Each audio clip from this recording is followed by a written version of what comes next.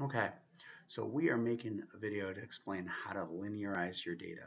Okay, this is applied specifically to modeling physics here, but it can really be applied to any type of data that's nonlinear that you want to turn into a straight line, or basically any way to use Google Sheets to do that. Okay. So I've got a set of data here, 0 through 5, and a bunch of numbers on the side. I'm going to graph it. I choose Insert Chart in order to make a graph once I've highlighted all my data. I don't want a column chart. I definitely don't want a line chart because it will just put a straight line up. I need a graph like that. Let me drag it over slightly. I'm not going to do anything with it. You can see that there's a trend already on it, that it's already going up like that. Well, that's kind of a problem. We can see clearly that that's not going to be something we can just put a straight line through because it's curving. So we need to make our data closer to a straight line. Okay. So we're going to have to change it in some way in order to do that. Now, those of you who are in modeling physics, you have a handout like this. I'll show you what it looks like, where it goes through and looks at the graph and offers you an option for how to linearize it. And if we scroll up, you can see that right here, we have an option that makes the same shape, has an upward tilting curve, and it says a graph y versus x squared. And then we can use that to make y equals mx squared plus b. So we're going to go back to our Google Sheet. Okay. We're going to delete this, and we have to square all of our x values. We can do that by hand, or we can just copy this over or insert one to the left. That will give us another blank thing. And we can just say this equals this one, that a1 to the second power. We click on it, and we highlight all of those. Sometimes it's easier just to enter them all by hand. Some people like that better. Then I'm going to highlight all of these. Once I've highlighted them all, I'm going to do the exact same thing I did before. I'm going to go to Insert Chart. I'm going to change this again to a scatter chart. Notice this time the dots are not exactly evenly spaced, but they make a beautiful straight line, the exact kind that we want to make. Well, I'm going to point out some things you can do with Google Sheets that you want to do, which is to get the computer to make you a trend line.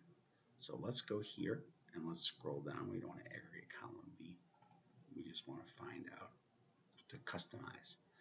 We want to go to Series, and under Series, we can choose what's called Trend Line. Now, trend line puts a line right through it, so it's going to draw a line through the points. And one of your choices for a trend line is for label. It says none. One is use equation. Now I'm going to move. I'm going to put an x in this so I can show you what the equation looks like. I put the equation next to it. It says 1 times x equals 12. So that means that the equation of this is, right here, is bigger, is going to be y equals 1x plus 12. Now when you make your mathematical model, you have to replace your variables like you did. Actually, what it means, since we squared all the x values, it means y equals 1x squared plus 12. Remember, we took all these numbers here and we squared them. So we have to square our variable in here too. Our units will be the same way. If this unit is meters and this unit is, if this unit is seconds and this unit is meters, then our variables will change too the same way.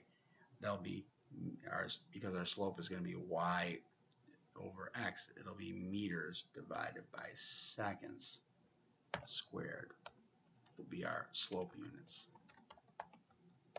Notice that we did not change our y value, so our units for our y-intercept will be the same.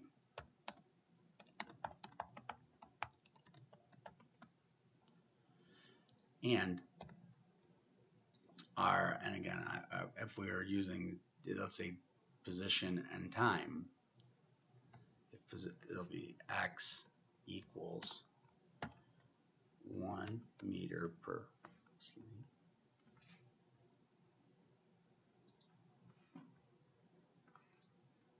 1 meter per second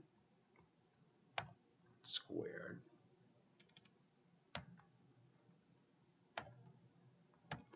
times time squared plus 12 meters. You know, there's a couple of good things that happen there. One of them is that the time squared here matches up with the second squared here. They're going to divide out and they're going to leave us with meters, which is what we wanted over here. And this is 12 meters, which is going to be a unit for position. So the units do match up.